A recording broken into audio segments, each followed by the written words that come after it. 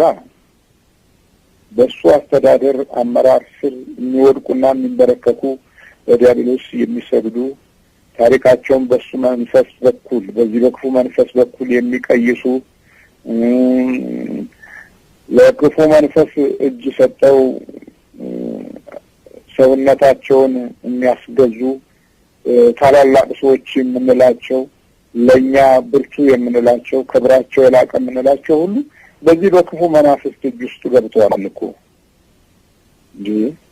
እንዴት ነው የምናስበው? እስቲ በደንብ አስተውሉ። ትንንሽ ህፃናቶች አሁን በቁጥር ዲቪዲ 24 ላይ ተመልከቱ። ትንንሽ ህፃናቶች እንደዚህ በመንፈስ ከተበሉ መሪዎች የማይበሉበት ምክንያት ምን አለ? በስነ ዕውቀታቸው ከልዑል እግዚአብሔር አምላክ አምልኮት ርቀው ከቆሙ እነዚህ የቆሙ ሰዎች በዲያብሎስ እጅ ውስጥ ላለመያዛቸው ምን ማስረጃ አለ?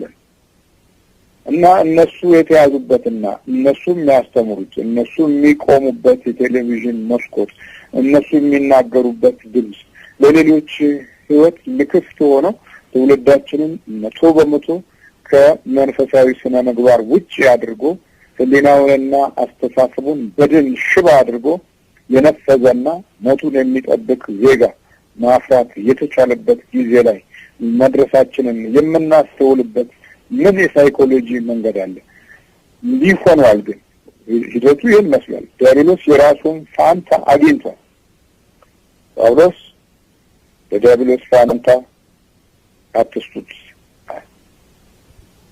እሺ ወደ ቤተሰብ ገባ እንበልና የእነዚህን የክፉ መናፍስት ድርጊቶች በምሁራን ደረጃ የተሰለፉት ሁሉ ምን ያህል ጭንገፋ እንዳስከተሉ ደግሞ መመልከት እንችላለን።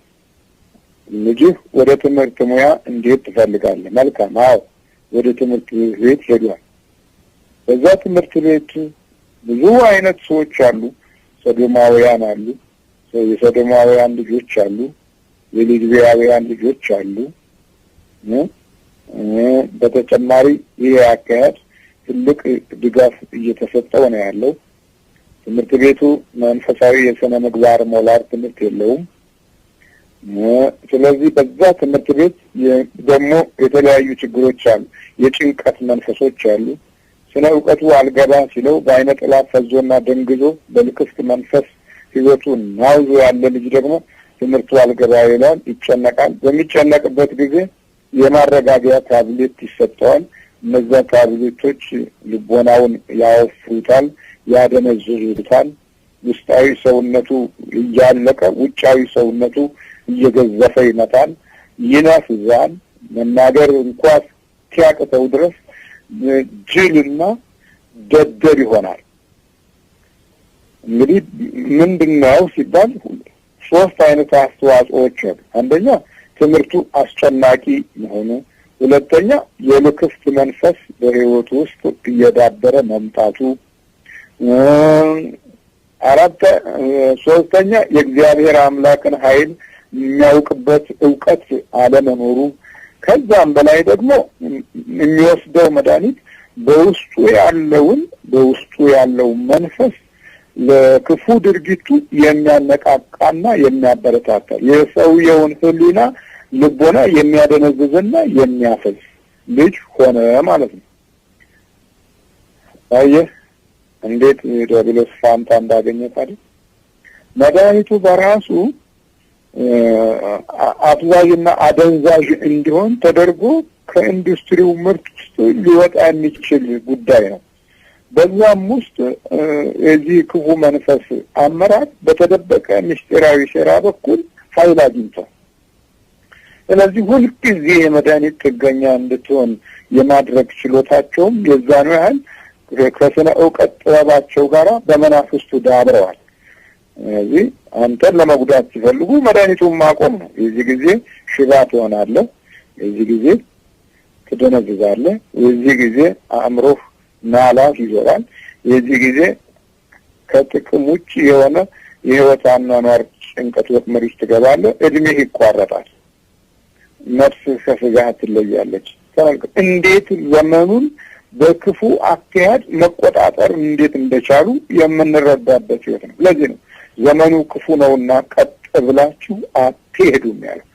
በዲያብሎስ አሰራር ውስጥ ምድራችንን ቀውጢ ያደርገዋታል። ስለዚህ ለዲያብሎስ ፋንታ አትስጡት ባለው መንፈሳዊ መመሪያ ውስጥ ዛሬ የዲያብሎስ ፋንታ የሆኑ ልጆች አሉ። 5 ልጆች ነች። ከ5ቱ ቢያንስ 3ቱ ዲያብሎስ ተጠቅሞባቸዋል። ትእዛዝህን አይሰሙም፣ እድላቸውን አያውቁም፣ መንፈሳዊ ጉዟቸውን አይረዱም፣ እምትላቸውን አያደምጡም፣ የሚነገራቸውን አያስተውሉም። ስለዚህ አንዳንዶቹ እንደውም መንግስት ይውሰዳቸው ብለው ልጆቻቸውን ለመንግስት ያስረከቡም ጥቂቶች አይደሉም። በዛ በውጭው ዓለም መንግስትም ደግሞ እንዲህ አይነት የፈዘዙና የደነበዙትን መያዝ ለብዙም ነገር ይጠቅመዋል። ምክንያቱም የፈዘዘ ትውልድን መምራት ከነቃ ካለ ትውልድ ይሻላል። ይህንን በማጎሪያ አስቀምጦ በቃ ችግር የለውም እንደ እንትኑ እድሜውን እስኪጨርስ ድረስ የመድኃኒት ጥገኛ አድርጎ ሲመራመርበት ይኖራል።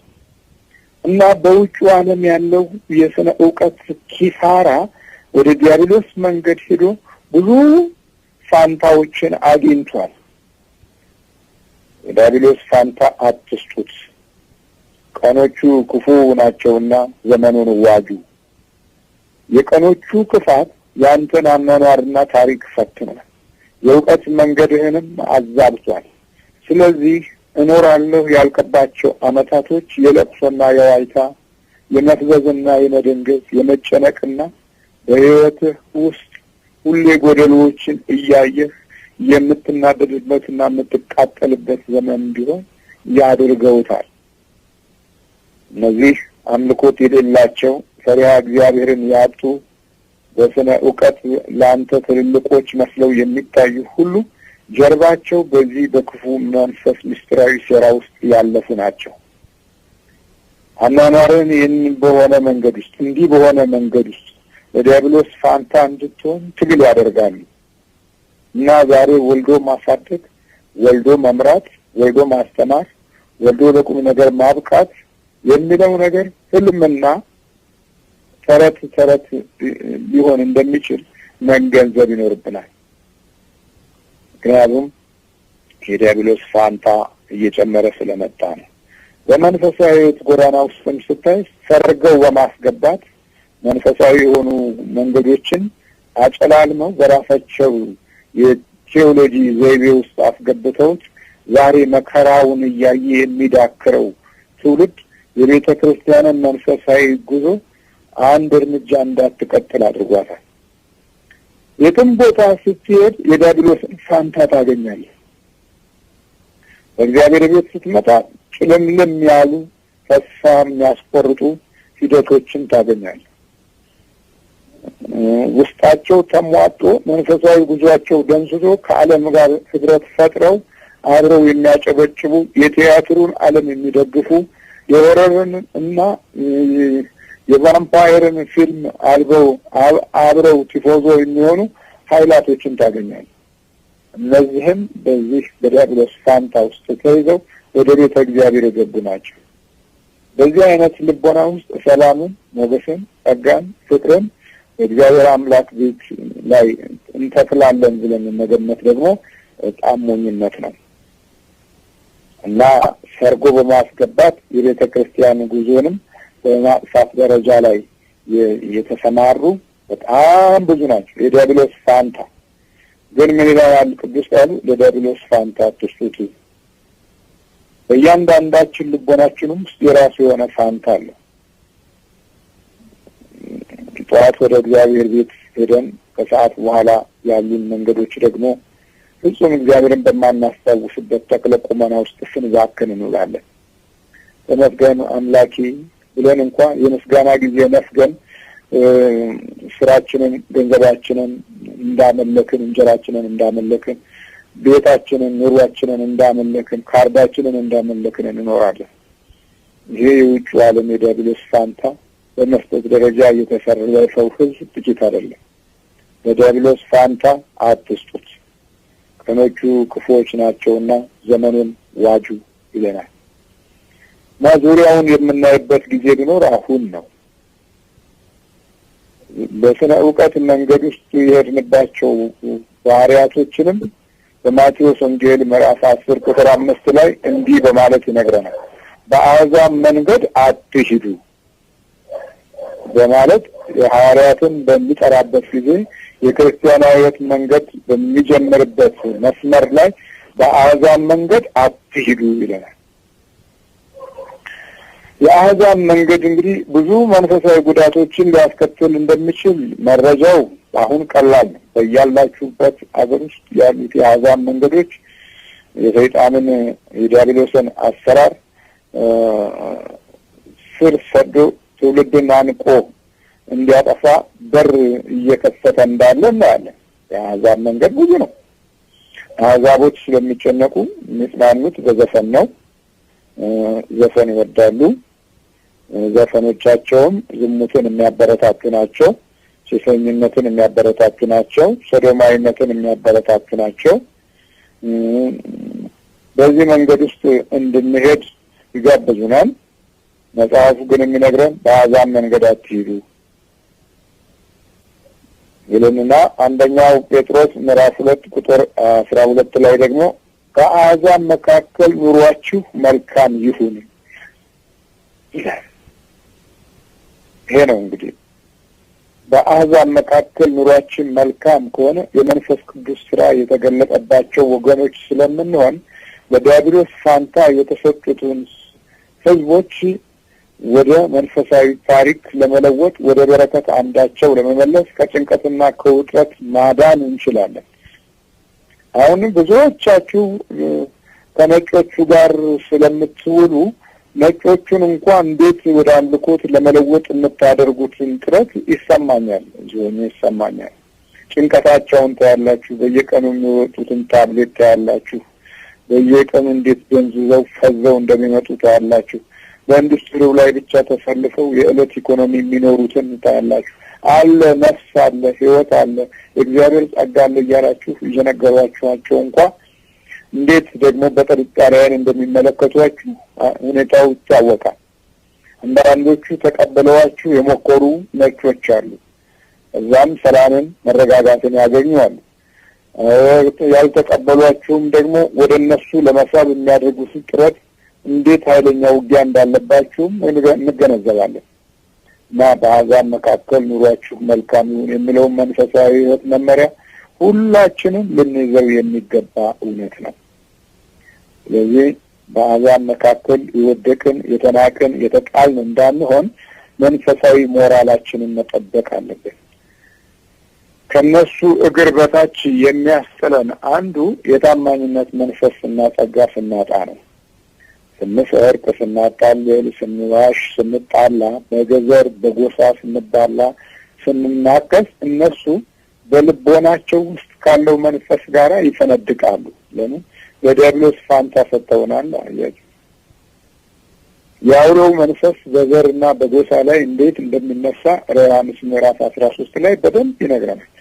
ስለዚህ ያ የዲያብሎስ ፋንታ በጎሳ መባላታችን፣ በዘር መጣላታችን፣ መለያየታችን ለሌብነት፣ ለግፍ ስራ፣ ለተንኮል የተመቸ መንገድ ከፍቷል። ለዝርፊያ፣ ለንጥቂያ፣ ለቅሚያ መንገድ ከፍቷል። እንደዚህ ቀምተው ነጥቀው ዘርፈው በአሕዛብ ገንዘብ ተደልለው እምነታቸውን፣ ሃይማኖታቸውን፣ እውነትን፣ ማህተባቸውን ሁሉን ነገር ጥለው የከበሩ የምንላቸው ሰዎች ዛሬ ክብራቸው ወድቋል። አኗኗራቸው ተዛብቷል። ጤናቸው ተመርዟል። እና የዲያብሎስ ፋንታ ሆነን ከምንኖር የእግዚአብሔር ልጆች ፋንታ እንድንሆን ለዲያብሎስ ፋንታ አትስጡት የሚለውን መንፈሳዊ መመሪያ በኤፌሶን 4:27 ያለውን ትኩረት ስጡ። የዲያብሎስ ፋንታ እያገኘ ነው ያለው። ሚስት ከባሏ ጋር የዲያብሎስ ፋንታ ይዛለች። ባል ከሚስቱ ጋር የዲያብሎስን ፋንታ ይዟል። በእያንዳንዷ ቀን ውስጥ ፋንታዎቹን እናገላበጣለን። የእሱን ድርሻ እንወጣለታለን። በነገር፣ በክፉ ጠባይ፣ በክፉ ባህሪ፣ ክፉ በዓይናችን ክፉ በማየት ክፉን በድምጻችን በማውጣት በልቦናችን ክፉን በማስቀመጥ ቂም በመያዝ ነገራ ነገሮችን በማሰብ ተንኮለኝነትን በውስጣችን በመያዝ ቀኖቹ ክፉዎች ሲሆኑ አብረን ክፋትን ከቀኖቹ ጋር እንማራለን። ተንኮለኝነትን በውስጣችን በመያዝ ቀኖቹ ክፉዎች ሲሆኑ አብረን ክፋትን ከቀኖቹ ጋር እንማራለን። ዘመኖቹ ክፉዎች ሲሆኑ ከዘመኖቹ ክፋትን የህይወታችን አጋር እናደርገዋለን። የኑሯችንም ኃይል እናደርገዋለን። ከዚህ የተነሳ በአሕዛብ መንገድ ስለምንሄድ የመንፈሳዊ ቅድስና ታሪክ በበረከት መቆም፣ በመንፈስ ቅዱስ መታገዝ፣ ዘመናትን በእግዚአብሔር አምላክ መዋጀትና በበጎ ሁኔታ ውስጥ አናኗራችን መገለጥ ጉዳይ እጥረት እየገጠመው ይመጣል እና በአሕዛብ መንገድ እንዳንሄድ በአሕዛብ መካከል ኑሯችሁ መልካም ይሁን ይላል። ኑሯችን መልካም ከሆነ መንፈሱ ወደ ኑሯችን አይመጣም። ዛሬ 95% ኑሯችን መልካም ስላልሆነ የአሕዛብ ክፉ መንፈስ ኑሯችንን አጥፍቶታል። የተገዛንባቸው ገንዘቦች እና የኢኮኖሚ አውታሮች በአሕዛብ ምትሃታዊ የስልብና መንገድ እየተበላሸ ነው የመጣው። አዎ እዚህ ትልቅ ኢንዱስትሪ ውስጥ ኃላፊ ሊያደርጉ ይችላሉ፣ ወይም በኢንዱስትሪው ዘርፍ ውስጥ አለ የምትባል ባለሙያ ልትሆን ትችላለህ። መልካም ጥሩ ነው።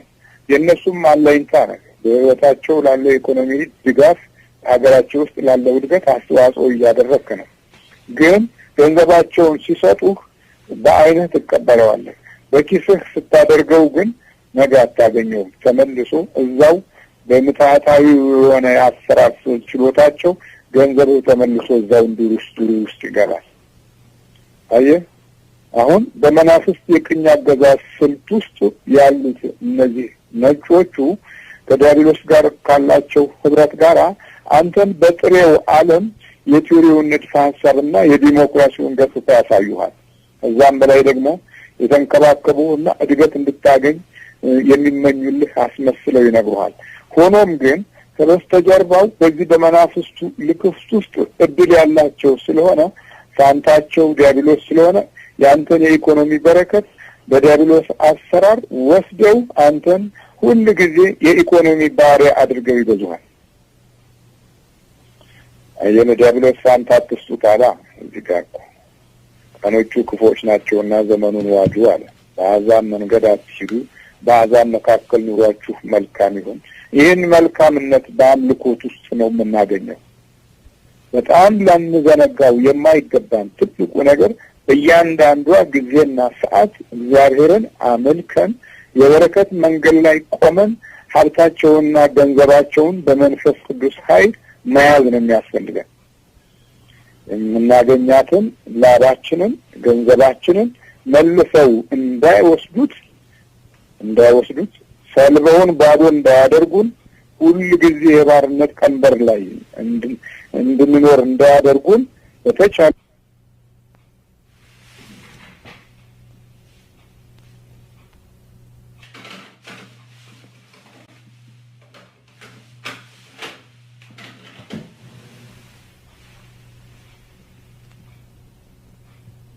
ከዲያብሎስ ጋር ህብረት ፈጥረው ለኛ በጎ የሚያስቡ መስለው በመድረክ ሲናገሩ የሚስጥር ላከናወኑት ለዲያብሎስ አሳልፈው ሊሰጡን እንደሚችሉ መጠርጠር የለብንም እና ከዲያብሎስ አሰራር ጋር ሰዎች እየተራመዱ ነው። ሌላ ኃያላኖችም ከዚህ ከክፉ መንፈስ ጋር ያላቸው ህብረት በተጠናከረ መንገድ ላይ ነው የሚገኘው።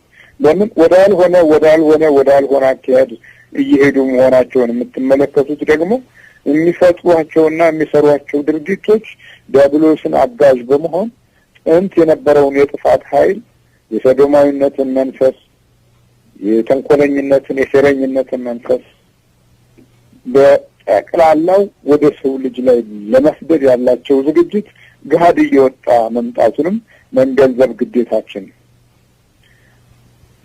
ስለዚህ ወገኖች በግል ሁሉንም ነገር አጠቃለው በያዙበት አውታር ውስጥ ላይ እንገኛለን። ሁሉ ጊዜ የሚያወሩልን፣ ሁሉ ጊዜ የሚተነፍሱልን፣ ሁሉ ጊዜ እነሱ ብቻ፣ ሁሉ ጊዜ የሚደመጡት እነሱ ብቻ፣ ሁሉ ጊዜ የሚናገሩት የምንቀበላቸው እነሱ ብቻ በሚሆንበት ጊዜ ዲያብሎስ የቱን ያህል ገዥነቱን እንዳጠናከረ ይህም አንድ ሌላ መረጃ ነው። ስለዚህ ያንተን መንገድ ያኗኗርህን ጠባይ በምንም መንገድ በበጎ ሊያዩበት የሚችሉ ህሊና የላቸውም። ስለዚህ አሕዛብ መካከል ኑሯችሁ መልካም ይሁን። መልካም የሚሆነው ደግሞ በአምልኮት መንፈሳዊ ተስፋ ውስጥ እያንዳንዷን ቀንና ሰዓት ስታሳልፉ ነው። ዛሬ በዚህ ለአሕዛብ አኗኗር ተመርዘው ሁሉ ጊዜ በጎ ነገር እናመጣለን ብለው የሚጫጫሁ ሰዎች በጣም ብዙ ናቸው። ኧረ እባክህ እያመለክህ ስትሄድ ነው በጎው ነገር የሚከሰትልህ። አለበለዚያ ግን የነጮቹ ሴራ ውስጥ ገብተህ ነው የሴራቸው መግለጫ የምትሆነው። እና ዘመኑ ክፉ ነውና ቀጥ ብላችሁ አትሄዱም። እውነት ነው። አንደኛው ጴጥሮስ ምዕራፍ 2 ቁጥር 16 ላይ የሚነግረን ነገር አለ። አርነት ወጥታችሁ እንደ እግዚአብሔር ባሪያዎች ሁኑ እንጂ ያ አርነት ለክፋት መሸፈኛ እንዲሆን አታድርጉ ይለናል። በክርስቶስ አምላካችን ነጻነትን አግኝተናል። የአእምሮ፣ የህሊና፣ የልቦና ነጻነት፣ መናፍስቱ የማይገዛው ልብ፣ መናፍስቱ የማይኖርበት ህሊናና አእምሮ እንዲኖረን የእግዚአብሔር በጎ ፈቃድ በቅዱስ ልጁ በኩል ቅድስናን እንድንማር አድርጎናል። በቅዱስ ልጁ በኩል የኃጢአትና የበደል ሸክም ተወግዶልን ስርየት አግኝተን በመንፈሳዊ ጸጋ ውስጥ እንድንቆም መንገድ ከፍቶልናል። ታዲያ ይህን የሰጠንን አርነት ለክፋት መሸፈኛ በምናደርግበት ጊዜ ለአሕዛብ ተንኮልና ለመንፈሳቸው እጅ ሰጠን ማለት ነው። ዛሬ በውጭው ዓለም በስነ ዕውቀቱ ዘርፍ ውስጥ ያላችሁ ሁላችሁም ስነ ዕውቀታችሁ በአሕዛብ እጅ ውስጥ የመጣና የተቀበላችሁት ስለሆነ በአምልኮት መንገድ እንዳትሄዱ ይፈትናችኋል። ወደ እግዚአብሔር ክብር እንዳትመለሱ ዕውቀቱ በራሱ የሕይወታችሁ ወጥመድ ሆኖ ዘመናችሁን ያባክንባችኋል። እንዲህ አይነት መባከን እንዳይቀጥል አርነት ወጥታችሁ ይለናል ቅዱስ ቃሉ። እንደ እግዚአብሔር ባሪያዎች ሁኑ እንጂ ያ አርነት ለክፋት መሸፈኛ እንዲሆን አታድርጉ ይለናል። እና በተቻለ መጠን የዘመናቶችን የክፋት መንገዶች በሚገባ ልናውቀውና ልንረዳው ያስፈልገናል። በስነ ዕውቀቱ በኩል፣ በኢኮኖሚው አውታር በኩል፣ በቴክኖሎጂው በኩል፣ በሳይኮሎጂውም በኩል፣ በመድኃኒቱም በኩል የዲያብሎስ ፋንታ የማግኘት ችሎታው እየጨመረ ነው የመጣው። ስለዚህ መናፍስት የሰው ልጅን ሕይወት በሰው ልጅ ላይ ጥሎ ራሱም በራሱ የሚያጠፋ የጥፋት ፈንጅ እየሆነ እንደመጣ እናያለን።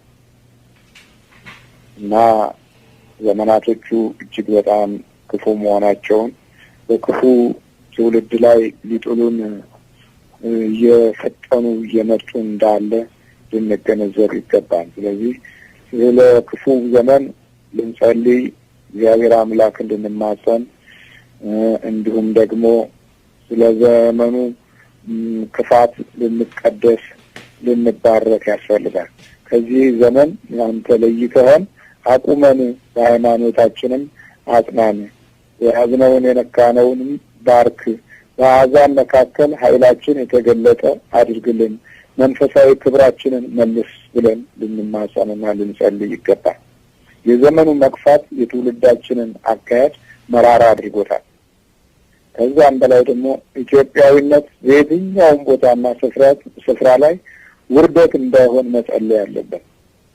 ዛሬ በአረቡ ዓለም ውስጥ የሚታየው ሁኔታ በጣም አሳፋሪ ነው። ትላንት በሀገራችን መጥተው ከረሜላ ይሸጡ የነበሩ አረቦች ዛሬ እኛን መከራ ለማሳየት ትግል እያደረጉ ነው ያሉት። ያም ደግሞ ኃጢአታችንና በደላችን በትውልድ ሕይወት ውስጥ እንጀራ በማጣት ምክንያት የመጣ ውርደት ነው። ሰው ለእንጀራ ለሃይማኖቱ ሳይሆን ለእንጀራ እየተገዛ ያመጣብን የዲያብሎስ አሰራር ነው። በሃይማኖት ባለው መንፈሳዊ ጉዞ ውስጥ አይደለም ይሄ ጥቃት። እንጀራ ተፈልጎ ነው፣ ለመብላት ተፈልጎ ነው፣ እርገት ተፈልጎ ነው። እነሱ ደግሞ አሁን አያሳድጉንም። እንደው እቅጩንና ቁርጥ ያለ ነገር ልናውቀው የሚገባው ነገር እነሱ እንድናድግ አይፈልጉም። ማወቅ አለባቸው። ሁላችንም ማወቅ ያለብን አሕዛብ የእኛን እድገት አይፈልጉም። ምክንያቱም እኛ የእግዚአብሔር ሕዝቦች ነን። እኛ ካደግን ኃይላችን መለኮታዊ ስለሚሆን አናኖራችንም ከሰማይ ድጋፍ ውስጥ ስለሚያልፍ ያውቃሉ፣ ድሮ ምን እንደተሰሩ ያውቃሉ። ኢትዮጵያ በመጪ ዓለም ውስጥ ውርደት እንዲሆን እየታገሉ እንዳሉ ማሳያ ነው። ድሮ ኢትዮጵያዊነት ክብርና ኃይል ነው፣ ጥንካሬ ነው፣ ስነ ምግባርና ቅድስና ነው፣ ሞገስ ነው። ይህንም ሞገስ የሆነውን ኢትዮጵያዊነት ዛሬ እንደዚህ በእንጀራ ተለውጦ መከራውን በሚያይ ትውልድ ውስጥ መውደቁ በራሱ ለነሱ ትልቅ ደስታ ፈጥሯል። ደግሞ ያሳድጉናል ብለን እጃቸውን ማየታችን በጣም የሚገርም ነገር ነው። ከጠላትህ እንዴት ነው እንጀራ የምትፈልገው? ከጠላትህ እንዴት ነው እድገት የምትፈልገው? አሁን እኮ በቃ ያንኑ ምትሃታዊ አኗኗር ከዲያብሎስ እንጀራ እንደሚፈልጉ አስማተኞች እየኖርን ነው ያለነው። ስለዚህ ኢትዮጵያዊነት በራሱ ከእግዚአብሔር ጋር የተጨባበጠ ኃይል እንደሆነ ልንዘነጋው የማይገባ እውነት ነው እና ዛሬ በብዙ መንገድ ህይወታችን እንዲዘበራረቅ ከሚያደርጉት ትግሎች ውስጥ አንዱ ዘመኑ ለነሱ ገዛ የማድረግ ሁኔታ ላይ መድረሳችን ነው። ለዚህ ነው ዘመኑ ክፉ ነውና ቀጥ ብላችሁ አትሄዱም፣ ቀኖቹ ክፎች ናቸውና ዘመኑን ዋጁ፣ በአሕዛብ መንገድ አትሂዱ፣ የዲያብሎስ ፋንታ አትስጡት፣ በአሕዛብ መካከል ኑሯችሁ መልካም ይሁን፣ አርነት ወጥታችሁ እንደ እግዚአብሔር ባሪያዎች ሁኑ እንጂ ያ አርነት ለክፋት መሸፈኛ እንዲሆን አታድርጉ ያለው ቅዱስ ቃል ለህይወታችን ታላቅ ተስፋ እንዲሆንና በዚህ መንፈሳዊ መመሪያ ውስጥ አልፈን በክርስቶስ ሥጋና ደም ተባርከን የመንግስቱ ወራሾች እንድንሆን እግዚአብሔር አምላካችን ያብቃን። አሜን። በጸጋው ረድኤት ከሁላችን ጋር ይሁን። አሜን አሜን። መምህር እናመሰግናለን። መምህር እንግዲህ የዛሬውም ትምህርቶ እጅግ በጣም ለህይወታችን ጠቃሚ የሆነ ትምህርት ነውና ይህ ዘመኑ ክፉ ነውና ቀጥ ብላችሁ አትሄዱም በሚል ርዕስ ያስተማሩት ማለት ነው። እንደወትሮ ሁሉ ከፍተኛ ጥቅም አግኝተንበታል። እናመሰግናለን መምህር። መምህር ሰቆቃው የለም እንዴ ዛሬ? ዛሬ ሰቆቃው የለም። መምህር ምንድነው የግጥም ችሎታውን እኮ በጣም የምናደንቀው፣ በተለይ ግጥሞቹ በሙሉ ቅኔ ሰምና ወርቅ የተላበሱ በቅኔ የበለጸጉ ናቸውና በእውነት እጅግ በጣም ድንቅ ናቸው እነዛ ግጥሞች። እንናፍቃለን ሰቆቃውን። እንግዲህ ለሚቀጥለው ሳምንት እንግዲህ የሚቀጥለው ሳምንት ተማምረን እናንተ እንለዋለን።